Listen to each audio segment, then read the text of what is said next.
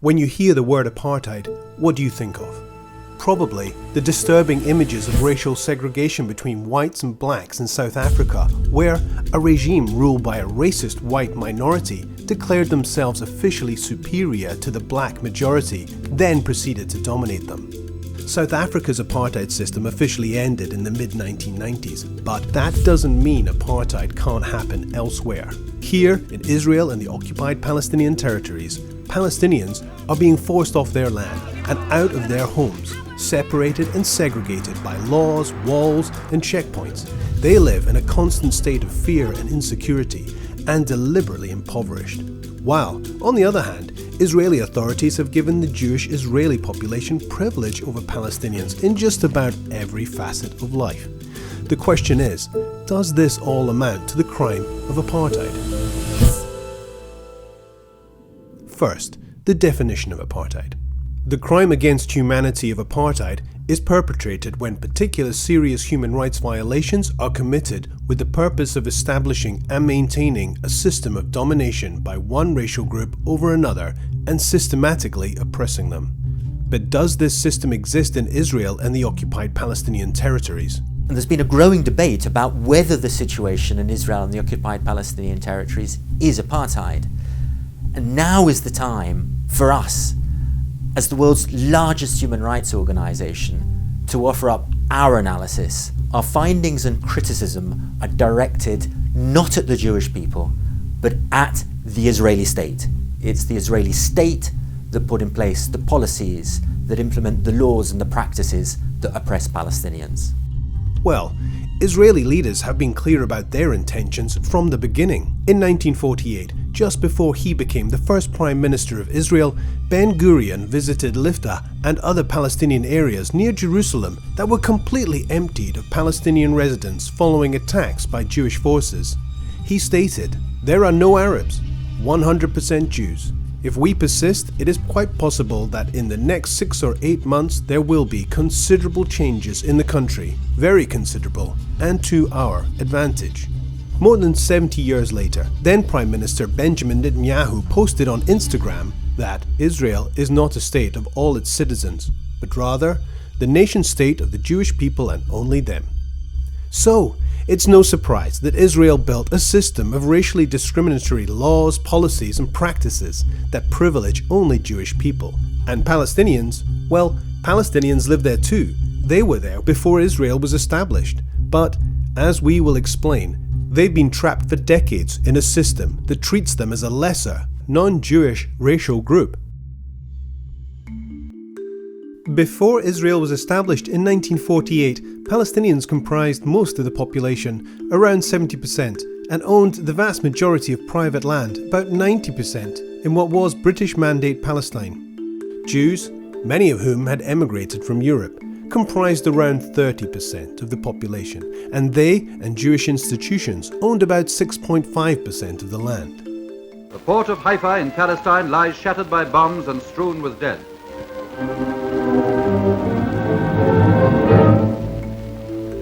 In the course of establishing Israel as a Jewish state in 1948, Israeli authorities acted to turn the situation on its head and were responsible for the mass expulsion of Palestinians and the destruction of hundreds of villages, forcing around 800,000 Palestinians out of their homes and lands. Thousands of Palestinians and Jews were killed in the context of attacks on civilians during this conflict. Today there are around 6 million Palestinian refugees who Israel denies the right to return to their homes. After the 1967 war, Israel occupied the Palestinian territories of the West Bank, including East Jerusalem and Gaza. Israel's brutal military rule, coupled with the establishment and expansion of illegal Jewish settlements, has coerced Palestinians into enclaves, creating further fragmentation and segregation. The objective? Maintain Jewish-Israeli hegemony and maximize control of land. In the city of Jerusalem, the Israeli official policy is to maintain at least a 60% Jewish majority.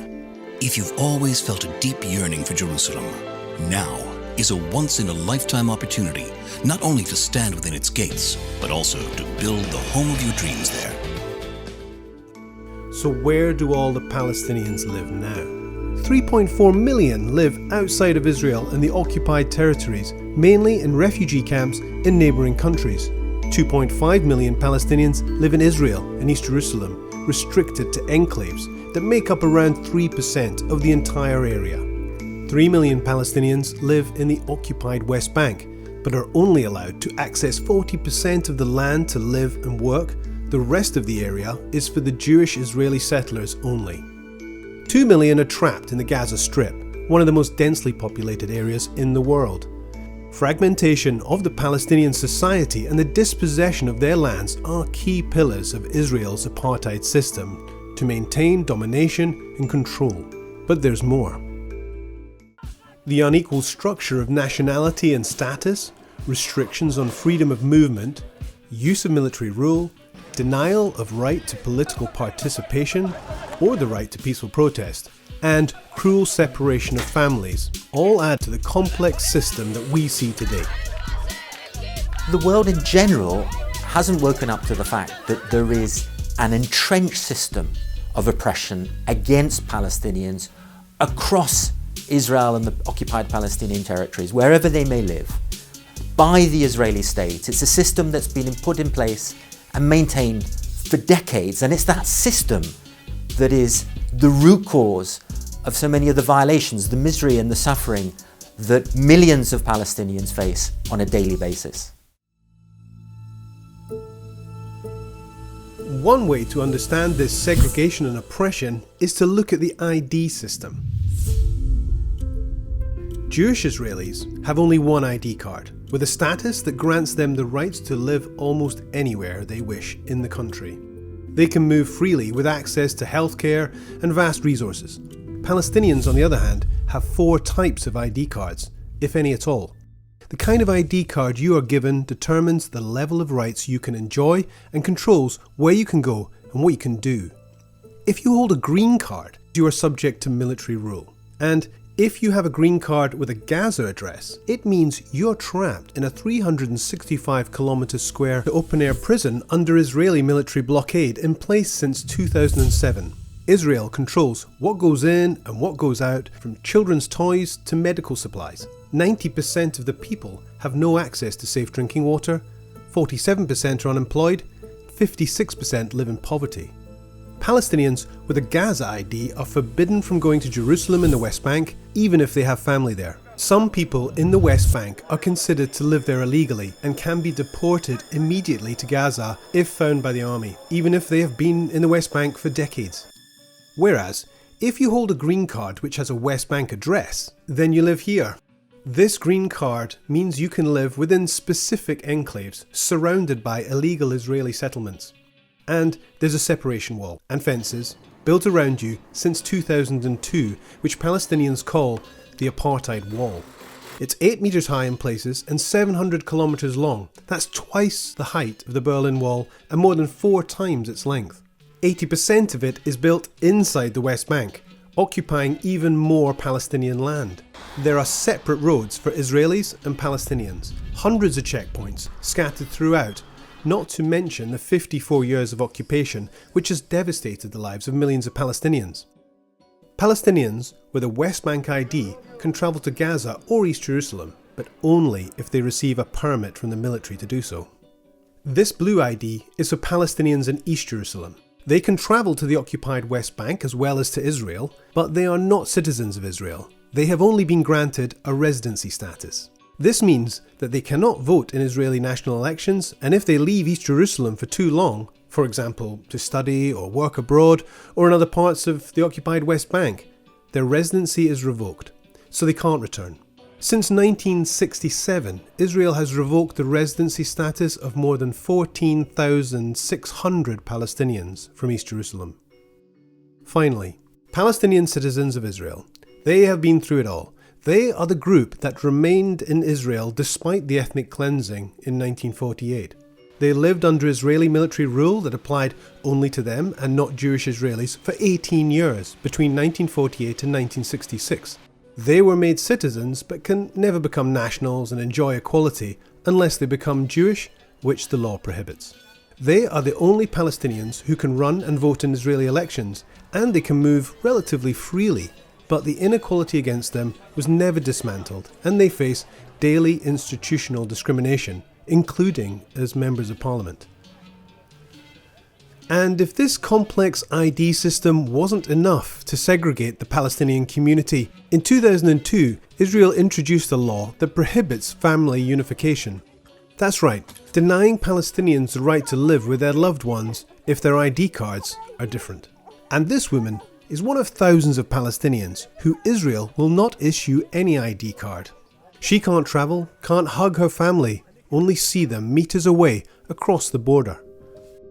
Putting down roots, the family home, these are crucial parts of what make a strong community. To make sure Palestinian communities can't develop any further, Israel has made it almost impossible to grant building permits for Palestinian homes. So, Palestinians live in a catch-22 situation.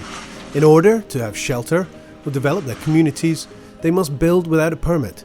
And if they do so, Israel can demolish the structures on the basis that it was built without a permit.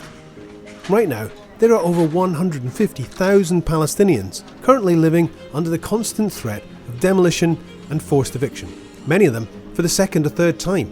In the West Bank, an average of 18 Palestinian structures were demolished every week in 2020. The same year, Israel issued 1,094 building permits for Jewish applicants, and only one for a Palestinian. This goes back to the heart of the issue. To maintain the state's character as Jewish, Israel systematically disadvantages Palestinians while privileging Jewish Israelis. This racist privilege has been enshrined in laws, policies and practices, and it enables Palestinian resources to be taken in order to economically benefit Jewish Israeli citizens. The system of apartheid is the Israeli state's oppression and domination of Palestinians on a daily basis. It's the laws, the policies and the practices that it puts in place and then implements to control Palestinians' daily lives. And then there are the crimes of apartheid. The crimes of apartheid are those acts, those violations, those patterns of violations that Israel is committing to create and then maintain that system of apartheid.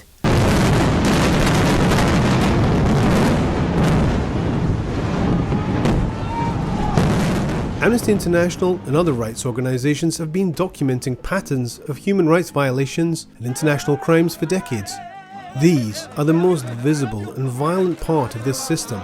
At the end of May 2020, 4,236 Palestinians were held in Israeli prisons, and 352, including 2 children, were held without charge or trial. Between September 2000 and February 2017, Israeli forces killed 4,868 Palestinians in the occupied Palestinian territories, including 1,793 children, outside the context of armed conflict. And Amnesty International is not aware of any case in which an Israeli soldier has been convicted of willfully causing the death of a Palestinian in the occupied territories since 1987.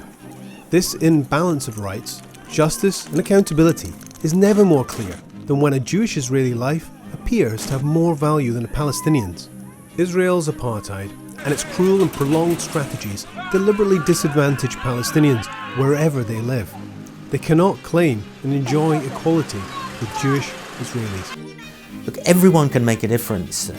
Together, we need to speak out on behalf of Palestinians. We need to speak about the human rights violations that they are suffering. We need to talk about the apartheid, the system of apartheid to which they are subjected. Because by campaigning together, putting pressure on the Israeli state, we can have this system of apartheid dismantled. Join us, join our campaign. Everyone has the power to make a difference.